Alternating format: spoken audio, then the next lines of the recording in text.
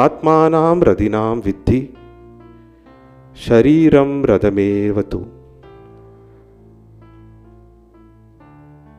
புத்தி து சாரதிம் வித்தி மன பிரக்ரமேவச்சா. கதோபனிஷத்தில் வரக்கூடிய இந்த வாக்கியம் ஷரீரம் ஆத்மாவோட தத்துவத்தை விளக்குது. இதுக்கு என்ன அர்த்தம்னா, ஆத்மாவை ஆன்மாவை தேரின் எஜமானர் என்றும் உரிமையாளர் என்றும், ஷரீரத்தை இந்த உடலை தேர் என்றும்,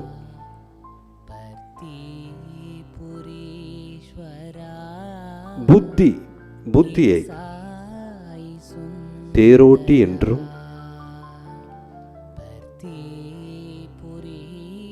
மனம் மற்றும் ஐம்புலன்களை கடிவாளம் என்றும் கூறிக்கொள்ளலாம், எடுத்துக்கொள்ளலாம்ங்கிறத அர்த்தம். ரொம்ப அற்புதமான விளக்கம். ஒவ்வொருத்தரும் யாரு, ஒவ்வொரு உடம்பை யார் இயக்கிறா அப்படின்னா ஆத்மா உள்ள இருக்கு. ஆனால் அவங்கள மனம்தான் அவங்கள புத்தி கொண்டு இயக்கிட்டு இருக்கு. அந்த புத்தி தான் சொல்லுது கோயிலுக்கு போகணும்னு, அந்த புத்தி தான் சொல்லலை இல்லை வேற எங்கேயாவது தப்பான இடத்துக்கு போகலான்னு. அந்த புத்தி தான் சொல்லுது நல்ல விஷயத்தை சாப்பிடலான்னு. அந்த புத்தி தான் சொல்லுது மாமிசத்தையும் உண்ணலாம் அப்படி.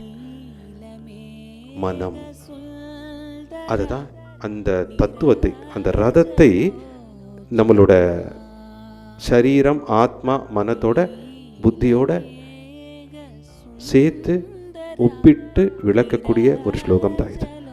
ஆத்மானாம் ரதினாம் வித்தி ஷரீரம் ரதமேவது புத்தி து சாரதிம் வித்தி மன பிரக்ரமேவச்சா. புத்தி து சாரதிம் வித்தி. சாரதி புத்தி தான் சாரதியா இருக்கு, தேரோட்டியா இருக்கு இந்த புத்தி. அந்த புத்தியை எப்படி அருள் புத்தியா ஆன்மீக புத்தியா மாற்றி இந்த உடம்புங்கிற தேரை உள்ள இருக்கக்கூடிய உரிமையாளரா எஜமானரா இருக்கக்கூடிய ஆத்மாவை சரியாக வழி நடத்த வேண்டும். அதுக்கு என்ன வேணும்?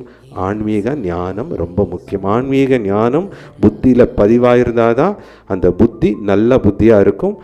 அந்த புத்தி அருளை பயக்கக்கூடிய, அருளை பெற்று அருளை பெறக்கூடிய அந்த புத்தியாக இருந்தால் தான் அந்த பாதை தேர் சேதமில்லாமல் இருக்கும். இல்லைன்னா தேருக்கு தேய்மானம் நடந்துகிட்டே இருக்கும். தேருக்கு தேய்மானம் நடக்கிறதுக்கு காரணம் என்ன? தேரோட்டி சரியாக ஓட்டலைன்னா. தேரோட்டி கையில் என்ன இருக்குது? குதிரையோட கடிவாளம் இருக்குது. அந்த கடிவாளம்ங்கிறது என்ன? மனம், ஐம்புலன்கள். இந்த ஐம்புலனுக்காக தானே இந்த உலகமே. இந்த ஐம்புலன் இல்லைன்னா எந்த சுகத்தை இங்கே அனுபவிக்க முடியும்? அந்த கடிவாளத்தை சரியாக பயன்படுத்தணும். தேரோட்டியின் உதவி கொண்டு தேரின் உரிமையாளரை அறிந்து ஐம்புலனின் சொல்லக்கூடிய அந்த குதிரை கடிவாளத்தை சரியாக பிடித்து கொண்டு கட்டுப்படுத்தி வழி நடத்த வேண்டும். அதை தான் உணர்த்தது.